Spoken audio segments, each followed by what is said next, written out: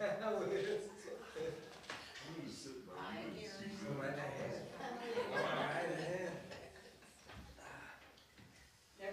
got your fruit so you don't feel guilty eating sweets? It's really good. It's good that there's a mixture. It is. It helps it go down there. Makes you feel good about eating it. Yeah. I don't think you got that. Okay, welcome to Wednesday. No, this is not Sunday. No, you're not confused. I usually teach on Sundays, but Steve asked me if I teach tonight. He texted me and said, "Are you willing to teach on Wednesday?" And you know that old saying, willing and able? Is that the way it goes? So I returned, "I'm willing, but am I able?" And he gives me this, "Well, that's between you and God."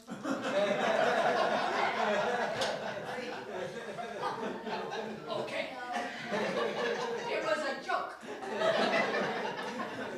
I'm surprised he didn't remind you about working. Margaret, we Yes. can't hear you online. Oh, we aren't on tonight? No, you're on, you just can't hear you. Why? My mom just texted me and said, I can't hear her. Oh, I thought you meant Steve can't hear me. Oh, no. Can you hear me now?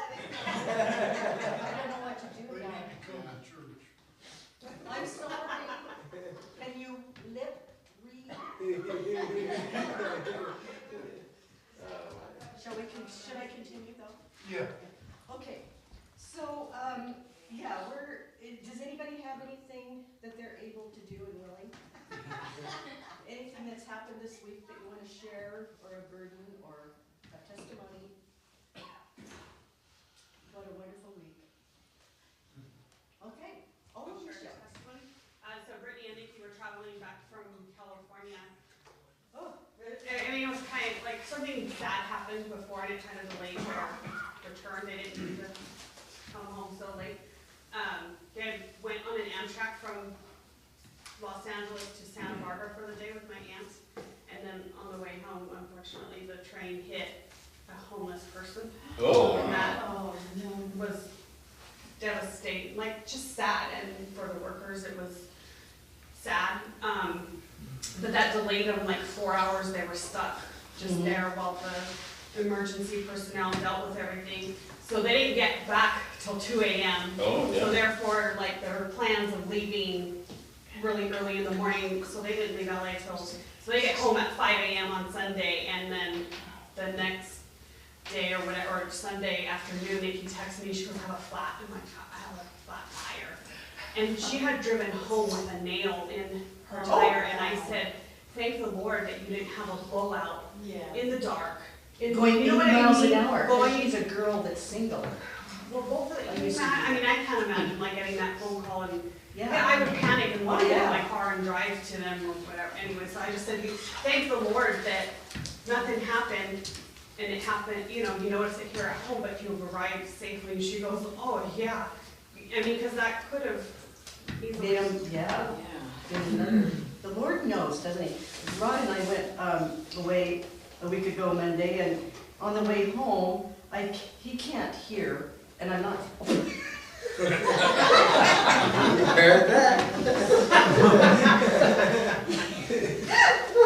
He has trouble hearing small sounds, but I could hear the tire go, "Thoop," or a noise, some noise. Anyway, I thought, oh, this is a weird road. We were in Eastern Oregon, but it kept doing it. And you go, well, I don't know. Anyway, Tuesday, when I was coming here to help Michelle count, I still heard it. And I go, oh no, there's some. Anyway, I stopped, and there was a screw in our tire. Wow. And we were going fast over there, because you can go fast. Same thing. I thought, oh, so we came home and Rod pulled it out, and it went completely flat the minute he pulled it out. So the Lord, thank you for air. I got a testimony. It was a few years ago now. It's when I was still working.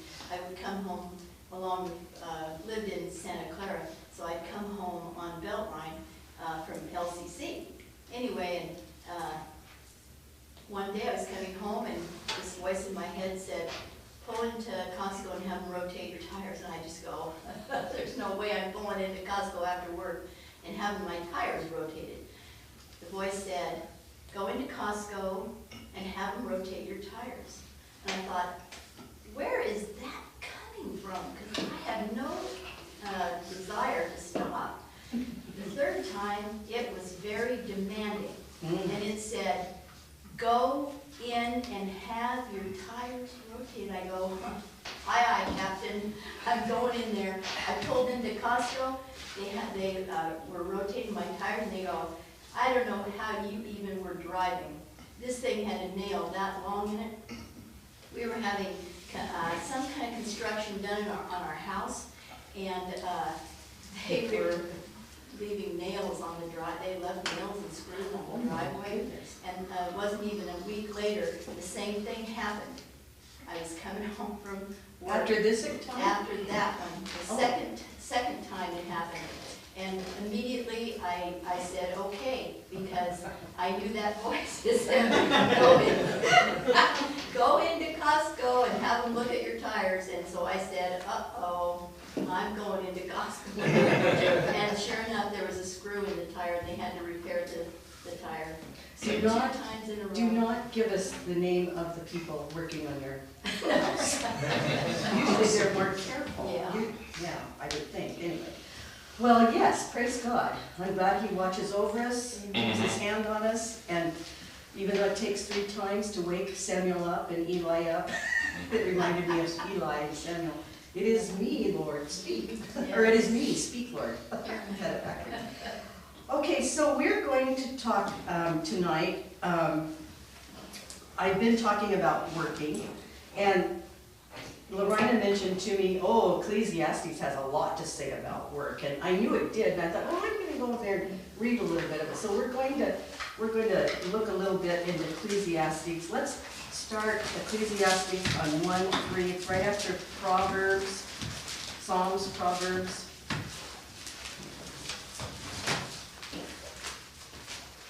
Well, let's read verse 1 first. The words of the teacher, son of David, king in Jerusalem, we know that then that this is Solomon. Meaningless, meaningless, says the teacher, utterly meaningless. Everything is meaningless. Have you ever felt like that? Meaningless, meaningless. What does man gain from all his labor at which he toils under the sun?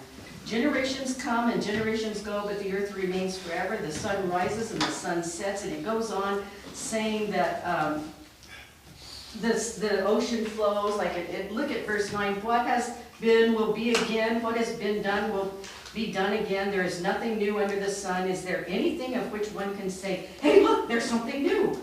It was here already, long ago. It was here before our time. There is no remembrance of men of old, and even those who are not yet to come will not be remembered by those who follow. Doesn't that just uplift your heart? Meaningless, meaningless, meaningless.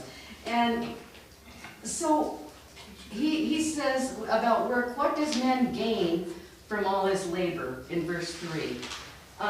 What is work? Why do you work? We work for money. Why do you work for money? Because we need food. Well, why do you need food? You need food to sustain yourself and for strength and to be healthy. Nourishment. And why do you need strength? You need strength so you can work. Meaningless, meaningless, meaningless. And so goes a person's life. It's a boring repetition, he thinks. But at some point, he and we must stop and ask ourselves, who are we working for? Make it not meaningless, right? Solomon experiences this and shares us with his findings. And this is really very detailed. We don't have time to go through all of it. But let's start in the 2nd chapter, and let's read 1 through 9. And he has time to sit around and think. Doesn't have to work. He has time to sit around and look at this. I thought in my heart, come now, I will test you. I'm going to test you, heart, with pleasure to find out what is good. but that also proved to be meaningless. Meaningless here is empty. It's in vain. It's evil. It's just, there's no use doing it. Laughter, I said, is foolish. And what does pleasure accomplish? I tried cheering myself with wine and embracing folly. My mind still guiding me with wisdom. I wanted to see what was worthwhile for men to do under heaven during the few days of their lives. Can you imagine? What an outlook on life. I'm going to get up today and test my heart with pleasure.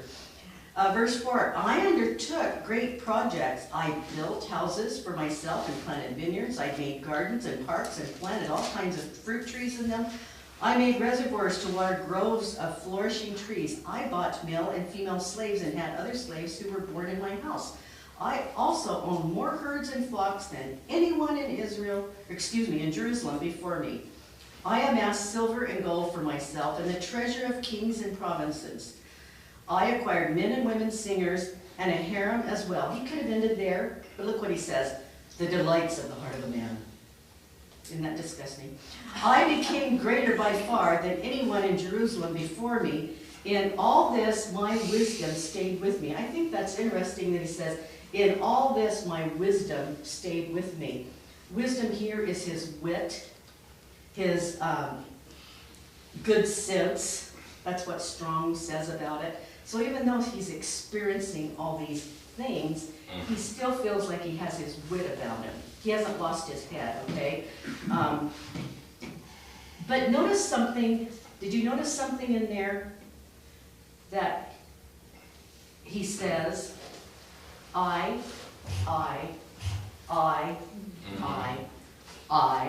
built for myself, I did this for myself, I did this or that. It's all I, me. The fly lands on the fly paper and says, my fly paper. But the fly paper says, my fly. Be careful about my. And verses 10 and 11 is interesting because after all this effort, he says, I denied myself nothing my eyes desired. Can you imagine that?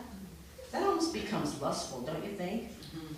I denied myself nothing my eyes desired. I refused my heart no pleasure.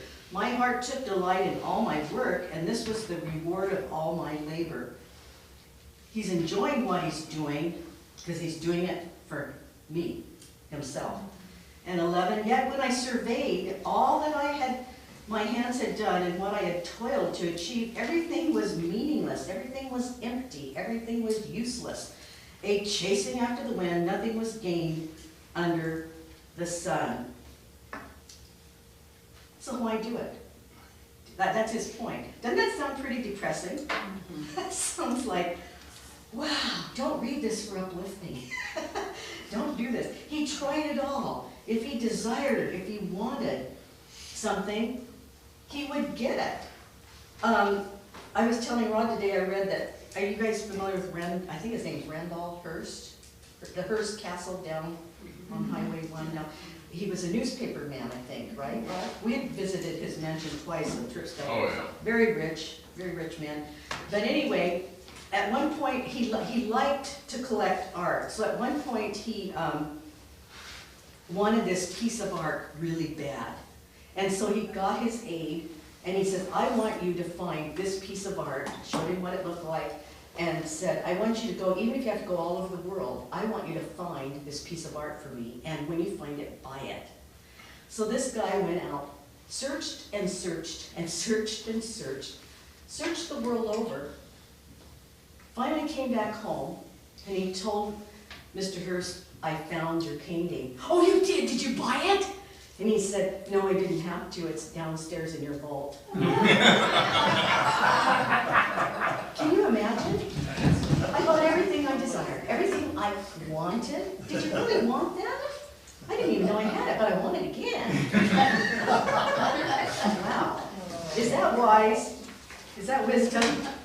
I don't think so. Let's turn, we're going to come back to Ecclesiastes, but let's turn to 1 Kings chapter 4.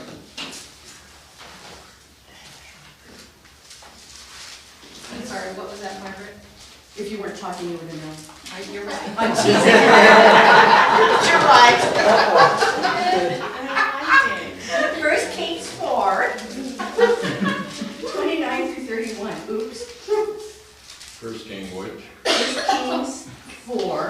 and verses 29 through 31. We're going to, and I think we all know where Solomon got his wisdom from. Remember, he asked for it? He asked for it. He said, I need guidance, and She did. yeah, chapter 4, verse 29. I need help. I'm gonna be the king of all these people. I need help. That sounds pretty humble and teachable at this point, don't you think?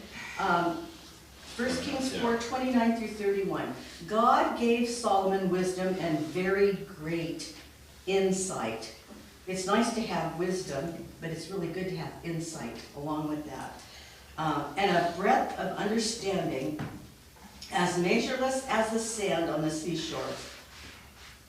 Excuse me. Solomon's wisdom was greater than the wisdom of all the men of the East, and greater than all the wisdom of Egypt. He was wiser than any other man, and I don't know who these men are. Ethan, Ezrahite, Heman, Calcol, Darda, the sons of Mahol, and his fame spread to all the surrounding nations. He began in his young life wanting wisdom, and he used that wisdom in a wise way, didn't he? 1 Kings, we don't have time to read it, but if you want to go home and read it, 1 Kings 5 and 6 tells about him, chapters 5 and 6 tells about him preparing and building the temple. What was the temple? God's dwelling place? Yeah, it's the place, yeah, God didn't allow David to build it because he felt like David was his dad. He felt he had too much blood on his hand from all the wars. So that was Solomon, what he was going to do, he was going to build it. So if you want to read those verses, or chapters later, you can, but let's look at chapter 6, verse 2, and look what it says. The temple that King Solomon built for the Lord was 60 cubits long, 20 wide, and 35. We won't go on and read all of its measurements and everything, and the beauty of it. But did you notice what it says? The temple that King Solomon built for himself? For the Lord. See the difference there? Young Solomon? King Solomon built the Lord, for the Lord. He built the temple for the Lord. And in that same chapter, jump over to verse 11. Then it says, the word of the Lord came to Solomon, and this is what the Lord's telling him, is for this temple you are building, yes. You know, you're saying he built, but actually he had it constructed. He didn't actually physically build. But he had the wisdom to build. See, the other builder left screws and nails in the driveway. Yeah, you know, you can concept, it's just like, you can think about your painting, but until you actually take the colors and put them in the correct spot, your painting will be only a vision. It won't have any. So everybody that's doing what you're saying, they seem to be lacking. They're having other people do the work for them, which... Well, but the point is, yes, he couldn't have built that all by himself. He had people that were good in gold and wood and all these workmen that did all these things. Yeah. He couldn't have done it. But what was in his heart? What was his purpose for doing it? He was doing it for the Lord. Right. For what we read previously in Ecclesiastic is I built. Again, I that goes back that he didn't actually build. But his heart was for him to obtain more wealth for him. Yeah. And not once did it mention, I built all these things for the Lord, for his glory. It didn't mention that once. Am I confusing anyone? Does that make sense? Okay. So back to verse 11. The word of the Lord came to Solomon. As for this temple you are building, if you follow my decrees, carry out my regulations, and keep all my commands and obey them, I will fulfill through you the promise I gave to David your father, and I will live among the Israelites, and will not abandon my people, Israel. There was a word of promise from the Lord. Why was he hearing from the Lord? Because that's where his heart was. His heart was working for the Lord. And jump over a couple chapters to verse 8. And we're going to see when the temple was finished. Look at what Solomon did in the He didn't do it by himself, but look what he organized. Got together for the dedication of the temple. Chapter 8, verse 62. Then the king and all Israel with them offered sacrifices before the Lord. Solomon offered a sacrifice of fellowship offerings to the Lord. Listen to this, you guys. 22,000 cattle and 120,000 sheep and goats. So the king and all the Israelites dedicated the temple of the Lord.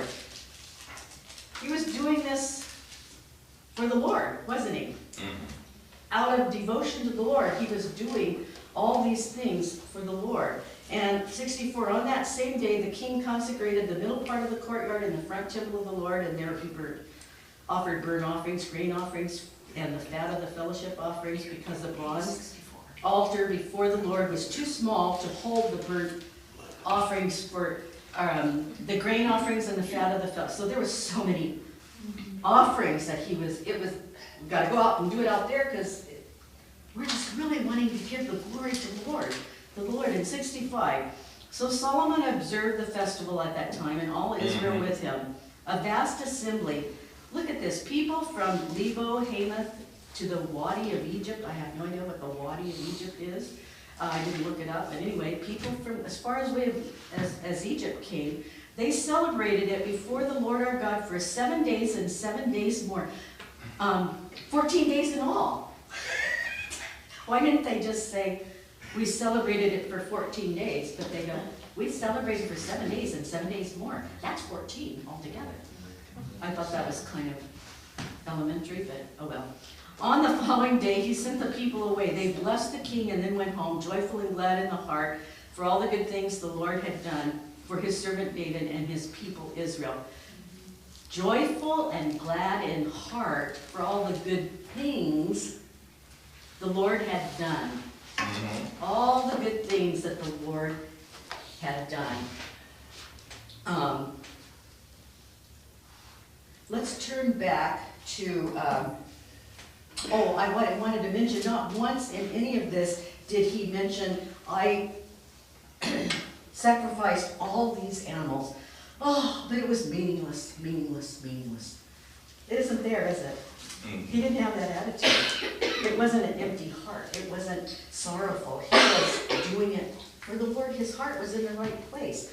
And at some point, we don't know when, at some point, Solomon uses this gift of wisdom that the Lord gave him to pursue the desires of his flesh. Good or bad? Bad. You guys are too late.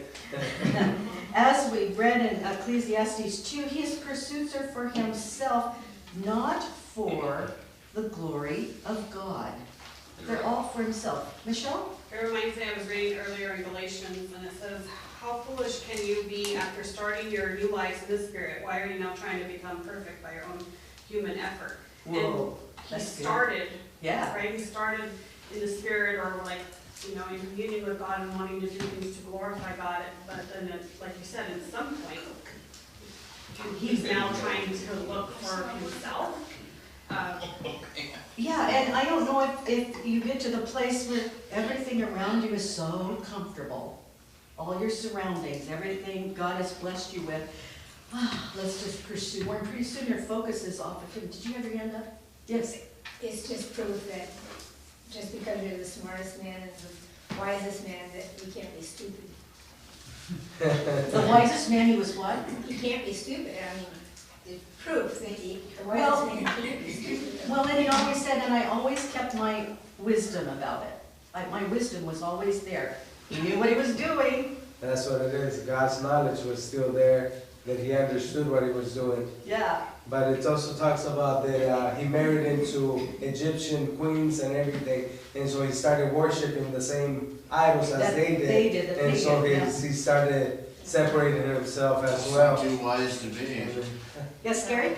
I was gonna say, even though, you know, Farley says that Solomon himself didn't do the work, he nonetheless, orchestrated it, put it all together. Yeah, the called mastermind. everybody. Yeah, kinda like when we look in today's world today, you could see Highland construction and say this is a Highland home. Highland didn't necessarily build it, all of the subcontractors did, but he drew up the plans and overdid well. Solomon got the credit for all of this. Because he Yeah, oversaw it to make sure Because it's you done. oversaw, but what it is, it creates pride Mhm. yeah. and arrogance, which would be part of the reason that would begin to take him in his downfall. Look what I did, Yeah. I.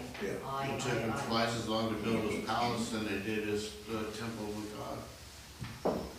Did it take 20 years to build this? 14 years to build his palace, 7 years to build, Oh, I thought it temple was with 20, God. but, oh, okay, yeah, yeah. Long time. They didn't have saws. Have you ever noticed on the motion picture, the credits, they give every little, Yeah, they give the credits to everybody that participated. yeah. Yeah. They do, but the one person that gets the main credit is the director, Right, Yeah. and Solomon was the director. yeah. Okay, so let's turn back to Ecclesiastes chapter 2.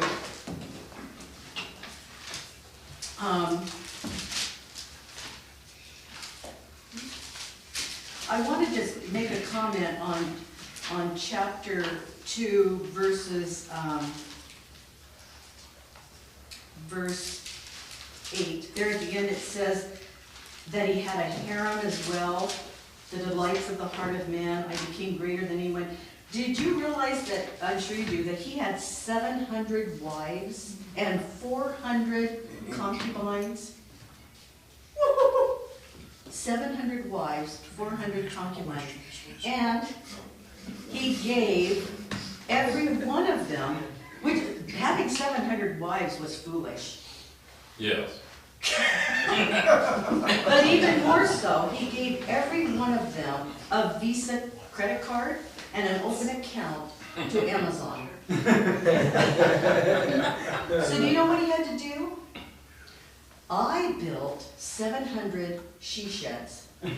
He had, that's not in the Bible. He had, that is so foolish, isn't it? 700 wives.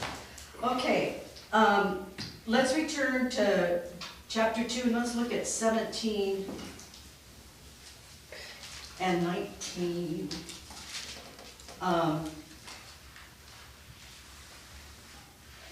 The way he started this out, he says, so I hated my life. I hated life. Do you ever have your child come home? Oh, I hate life. Oh, I hate life. Every day. Every day. They need a purpose, don't they? They're young, they're immature. Solomon wasn't young and immature. He was an old man at this time, looking back on his life. So I hated life because the work that is done under the sun was grievous to me. Grievous means evil, displeasing, sorrowful. Brown's definition says it's giving pain, unhappiness, misery. It was all this work, meaningless. A chasing after the wind. I hated all the things I had toiled for under the sun because I must leave them to the one who comes after me. Isn't that good? And who knows whether he will be a wise man or a fool. Yet he will have control over all the work into which I have poured my effort and skill under the sun. This too is meaningless. This too is meaningless. Solomon found great disappointment, and he thought it was total injustice that he acquired all this stuff. He did all this and got it for him to enjoy, and he would not be able to enjoy it after he died. After he died. To the work of the Lord. 1 Corinthians 15:58. Always give yourselves fully to the work of the Lord, because, here's the reason, you know that your labor in the Lord is not in vain. Because you know that the labor in doing everything for yourself is in vain. You can say that too. But you know that your labor in the Lord is not in vain. It's not in vain. And he was worried about, here I've acquired all these things, all these material possessions, and is my inheritance going to go to a wise person or a fool? Well, he has to leave it to somebody, and we find out that the inheritor was a fool. Rehoboam, his son, Rehoboam. He was not wise with the inheritance that Solomon left him. And you think, wow, Rehoboam lived in this house with all these luxuries, all these, was he a spoiled brat? I don't know. But at some point, I have seen people with money, but still that isn't their focus. They still guide their children into earning an honest buck. They don't just Yeah. give everything to them. There's wisdom in that. Evidently, this wasn't given here. And you wonder, why was this? Did his son, did Rehoboam watch David all throughout his life? Me. Well, not today, son, I've gotta go get this. Me. Acquiring all these things, yes. Well, I think with 700 wives and 400 concubines, he doesn't have time for his kids. Probably got 1,000 kids. And building all those she sheds. But did Solomon must have failed to give and to teach the true meaning of work Yes. to this young man. He failed. That's pretty sad, isn't it? And it's one thing to try to do it in the right way and the kid doesn't get it, but he didn't have a good mentor, did he? He didn't have a really good mentor. Colossians 3:23 tells us the true meaning of work is whatever you do, work at it with all your heart. As working for the Lord, not for men. Rehoboam could have seen Solomon doing this. He didn't see him building the temple. He wasn't born yet. He didn't see that part of young Solomon that was doing everything for the Lord. And we later find out that Solomon's fear became true. When Solomon died, you guys remember Rehoboam came to the throne, and we don't have time to read the whole story, but briefly, Rehoboam became the king. He was a young punk, and instead of listening to the wise counselors, the older men counselors, he called his young friends that they went out and party. I don't know what they did, but anyway, he called them. Well, whose advice should I take? Because the people said it was about raising taxes. Remember? Lighten our load. Yeah, and so the young men says, make their load even heavier. Let them know who's boss. So whose advice did he take? He took the young men's advice. Remember that whole story? Really interesting, a whole lesson in itself. And he because of that, he caused the division of Israel. That's when the northern kingdom and the southern kingdom separated. What a thing to remember. Solomon probably turned over in his grave. Wow. Forget me. It's just like chasing after the wind. Rehoboam didn't make the right choice, did he? And in 2 Chronicles, you can read this later, 2 Chronicles 12, 9 through 10, this is really an interesting reading on your own. It tells us that when the Egyptians invaded Judah, that Rehoboam bought them off. What did he use with all the money that Solomon had acquired? He tried buying them off. He bought them off. He gave them the temple treasures. And not only that, come on into the palace. You think that's something, look at, and he gave them all the treasures of the palace. I hope that picture was down in the vault where they couldn't find it. I don't know if he did anything, but he gutted him out. Everything. That was Solomon's fear. It came true. Imagine that. They even took the gold shields. Can you imagine gold shields that Solomon made him? Well, he didn't make them himself. He had them made. Yeah. These gold shields, they took them also. And so then he had to go make these bronze shields.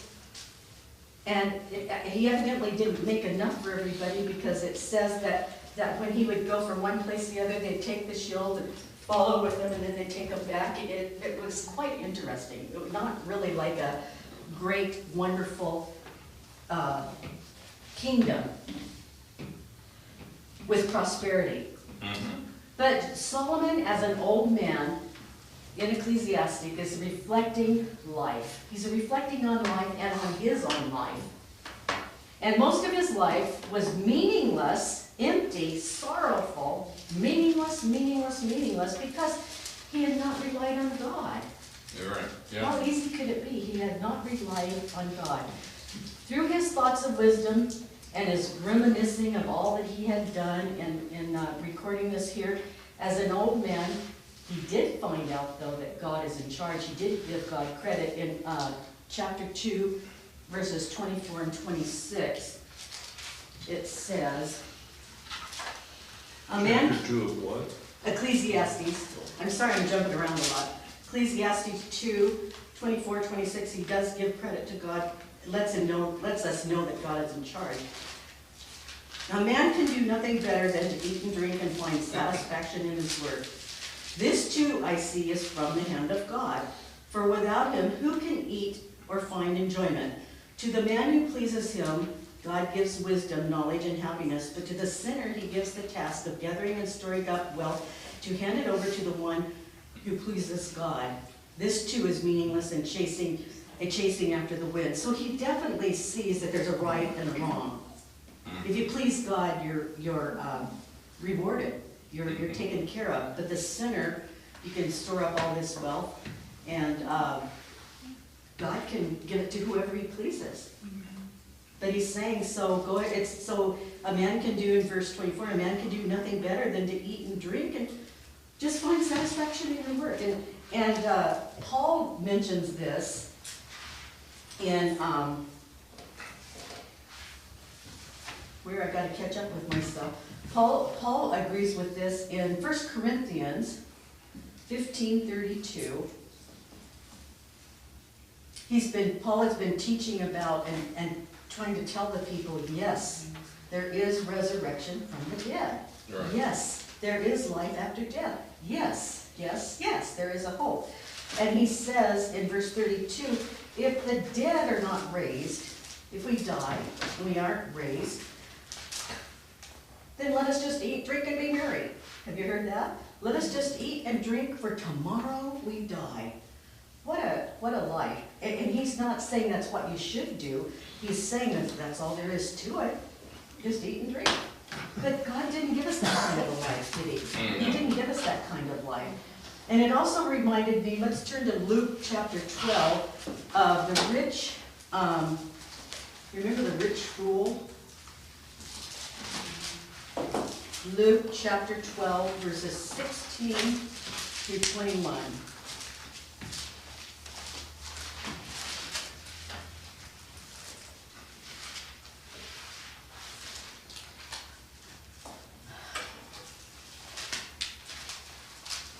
This is a parable that Jesus is telling the people. The ground of a certain rich man produced a good crop. He thought to himself, what shall I do? I have no place to store my crops. Then he said, this is what I'll do. I'll tear down my barns and build bigger ones, and then I will store all my grain and my goods. And I'll say to myself, you have plenty of good things laid up for many years. Just sit back, take life easy. This is where you get the saying, eat, drink, and be merry. I've got everything taken care of. I've got it all planned. The barns are full. But God said to him, what's he calling? A fool. You fool. This very night your life will be demanded from you. Then, who will get what you have prepared for yourself? This is how it will be with anyone who stores up things for himself, but is not rich toward God. Not rich toward God. When John D. Rockefeller died, one man was curious about how much money or how much things he had left behind. What was the value of all of it? And he was so determined to find out that he set up an appointment with one of Rockefeller's highest aides, and he asked, how much did Rockefeller leave behind? The aide answered, all of it. All of it. All of it. Yeah. Didn't have to set up an appointment. All of it. Back to Ecclesiastes. I should have told you to hold your finger there, because that's where our main verses are coming from. Ecclesiastes again, chapter 5 this time. I should have held my finger there. Do you have your hand up? No? Ecclesiastes 5:15. If this fool in the New Testament would have read Solomon's would it be a letter, Solomon's word? But anyway, look what it says. It says it exactly like it is. Verse 15 of chapter 5. Naked a man comes from his mother's womb. And as he comes, so he departs. He takes nothing from his labor that he can carry in his hand. Nothing.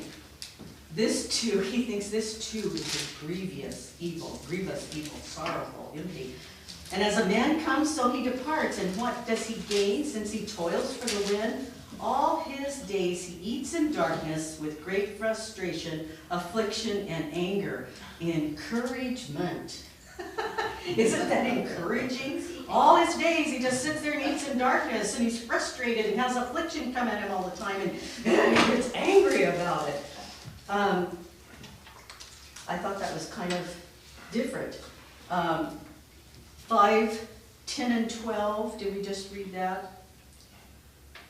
Chapter 5. Oh, okay, let's look at verses 5, 10, and 12, because, first of all, I wanted to tell about being angry. I'm sorry about this, I'm getting a little confused here. Before you go to chapter 5, the other one, 5:17 says, all his days he eats in darkness with great frustration, affliction, and anger. What a wonderful life that would be. I had an example, and I missed it right here, but an extremely rich real estate tycoon in Dallas once said, if you go into business with the idea of erecting an empire, all you do is make yourself a nicer cage. You're a prisoner of the monster you've created. That's right. It's very lonely, is what he says. That's so true, isn't it? And Solomon, as an old man, he realizes this. Here he's acquired and done, built up all these things, but the riches are meaningless. We've seen and heard, I could give you examples, but we don't have to. We've all heard of them, of people that have everything in the world, but they're so lonely. Some of these people that travel, and musicians, the rock stars, blah, blah, blah, they travel around. They get, you go, wow, their life must be wonderful. To kids, they just go, oh, that's so glamorous. Ooh, I want to be like that. But so many of them, they say when they get back to the hotel, there's nobody there for them. They're by themselves, lonely. What a way to live. And no wonder you are living in darkness with great frustration, affliction, and anger, because your focus, your place is your heart is in the wrong place. This is where I want to go to 5, chapter 10, because he's telling about money. He knows about it, and I don't know, as an old man, he's writing this, so he goes, finally figured that one out. Is that why he wrote it this way? But it says, whoever loves money never has money enough. Whoever loves wealth is never satisfied with his income. This too is meaningless. This is sorrowful.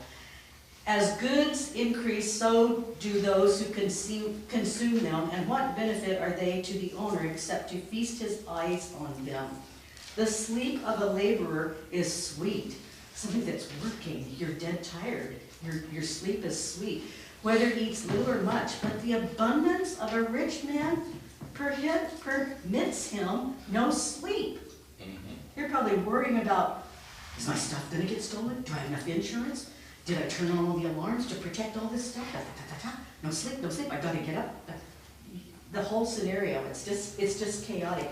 And you know, it's the same today, even though we've learned, we've seen, by example, society. I think everybody in this room, we go, yeah, that's a given, we know that. But society is always pressuring and putting this out in front of you to entice you. Money is an article that may be used as a universal provider of everything except happiness. Except happiness. And with that in mind, look what society does. There was a billboard, great big billboard advertisement in Dallas, Texas. I've had a lot of Dallas, Texas stuff here tonight. And this is what it read. We lend happiness at 18 locations. We lend happiness. Really? A true enticement of deceit, isn't it? Guess what? The bill comes due, and the happiness is gone. Solomon ends Ecclesiastic. Let's turn over to chapter 12. You guys can read the whole book if you want to. It's quite interesting. I think it will be really nice. Pardon me? Oh, you think it's meaningless? Empty and sorrowful. It's grievous pain. Okay, Rudy. 12:13. Now all has been heard. This is what he's saying. Here is the conclusion of the matter. He's concluding it. He's summing it all up. Fear God and keep his commandments, for this is the whole duty of man. For God will bring every deed into judgment, including every hidden thing, whether it is good or whether it is evil. What do you think of that? Does that sound sound? Does that sound true?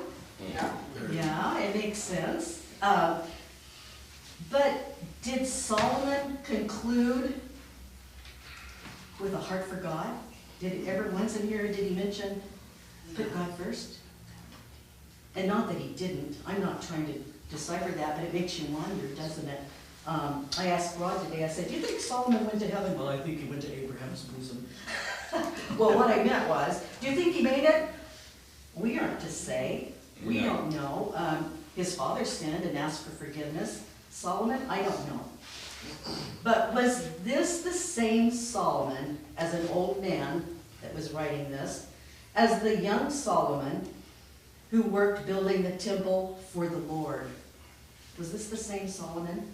The fear of God that he mentions here, he says, fear God and keep his commandments. The fear of God that he mentions here is not the same as a saving faith. We can fear God, but that could be a terror. We're scared of it. It's like, oh, there's the policeman. I've got to slow down. I was going 80. You know, you have a fear because he's the authority. He can do something about it. Oh, I shouldn't have done that. Oh, I'm scared. If you had faith, you would have gone 55. If you would have done it right. Well, 60. Done it right the first time. Okay? Yeah. It can be and will be fearful at the coming judgment if you're not a believer, right? If you're not a believer, you will, I don't know. But as believers, we are delivered from this fear. Fear God and keep his commandments. And a lot of times in the Bible, Carol, push on fear. A lot of times is a reverence. Well, push on fear. Do you have your on Strong's and see what the word fear means there? Reverence. Oh, is it reverence? Oh, okay. Never mind. Yeah. Fear is a reverence. He says to be reverent then before God. But the thing is, we can't be fearful of him to the point that, well, let me tell you this. I was brought up not learning about the love of Jesus. I was brought up with fear. Because if I don't do this, then this is going to happen. You better do it. Gary? I think, one of the things, and I can't speak for everybody else, one of the things that's helped me is to realize there's a difference between the spirit of fear and the fear of the Lord. Oh, okay. The spirit of fear is the terror. Is the terror that the enemy would try to make you be afraid because you've done something wrong. Well, that's good, But the fear of the Lord is when you reverence and respect, knowing what he can And do. keep those commandments. But you're not worried that he's going to because you really, Doesn't that make you feel good then about this? That Solomon is saying, I have a reverent fear toward God, and because of that, I want you to keep his commandment. Okay, that makes me feel better. For this is the whole duty of man. We don't trust and obey our Lord out of fear, but because of love. I was saying that I was brought up, everything was scary. Everything was fearful. I wasn't taught the love of God more outweighing the doom. There needs to be a balance. And I didn't really learn about the love thing. And Solomon said that this is the whole duty of man. He didn't say it as before, this is meaningless. So I think he ended on a positive note, don't you? You do? Yeah. He didn't say as before, this is meaningless. My conclusion, our conclusion, is that we work to please God And therefore, everything we do is for Him, not ourselves. When our focus is on Jesus Christ, nothing we do is meaningless. Nothing.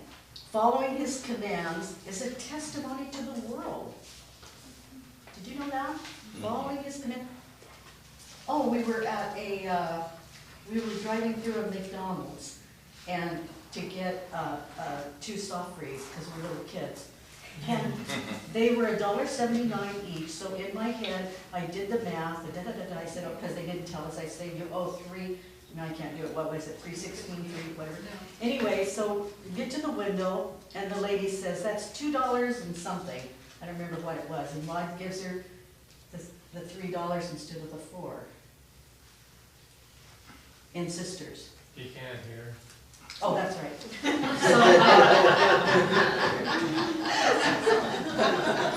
So between hello, we want, and to the pay window, I said, Rod, that's not right. Oh, no, we had paid the girl. So from the pay window to the pickup window, I said, let me see that receipt. Rod, it says right here $3. She only charged you $2. You owe her another $1. We're Christians. We need to give her that other $1. So at the pickup window, he says, yeah, she didn't charge, here's $1. She goes, oh, that girl, that lady, oh, thank you. Oh, her till will balance now. Thank you. And not only will her till balance, but it was a testimony, right? It was not trying to be, look who we are. It was a testimony of doing what is right. Following His commands is a testimony to the world. Deuteronomy 4:6, when the Israelites were going into the promised land, God tells them, He tells them this, observe, He's telling them, He had given all the commands, the laws, the decrees to them, and now He's telling them, observe them carefully, for this will show your wisdom and understanding. Just by observing them, you got some wisdom and some understanding to the nations, to the people around you, who will hear about all these decrees, and look what they're going to say. Surely this is a great nation. This great nation is a wise and understanding people. The Lord our God is near them when they pray to Him. They're observing not the little g gods, but God. The Lord God is near them when they pray. This is not meaningless, is it? No. This is true. So, go. Don't be I. And you know, we all go through our lives where we've done something wrong, or gone through a phase of our lives maybe where our focus isn't on God. Don't beat yourself up for it. Go back. It may be time maybe to sit and, like Solomon did, and go back and look over your life and realize, man, all these things I did, they're nothing now. My kids are grown. I could have done this with them. You know, the whole scenario. Make life important, not for you, but for God. Because, Michelle, was that you that said that we get caught up in thinking that everything we do is to make our world better in the Lord, but actually we're preparing ourselves for work in heaven? Was that you that I was talking to and you said that? Was that just Monday, Tuesday, yesterday? Yesterday, that was a long time ago. And I thought, yeah, that's true. We get so caught up in getting everything done here, working, but we're preparing ourselves for work. And in Wednesday's Bible study, we're going to judge the nations. And I remember Farley says, oh, I hope we know what we're doing.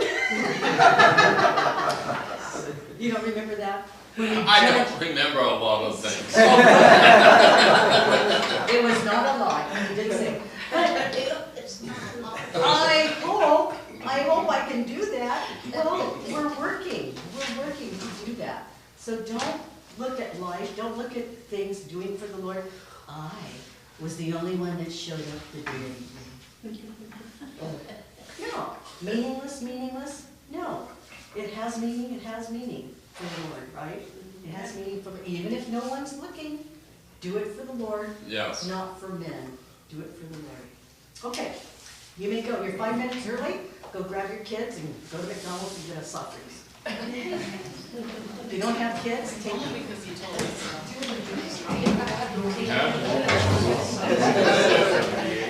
And that was gonna be, 78, was that what it was? Where, yeah. he remembered now, he heard you now. I just take it in. I couldn't think of that.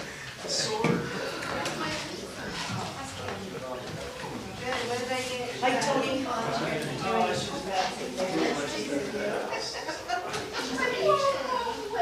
To, you want me to go and do more? I did.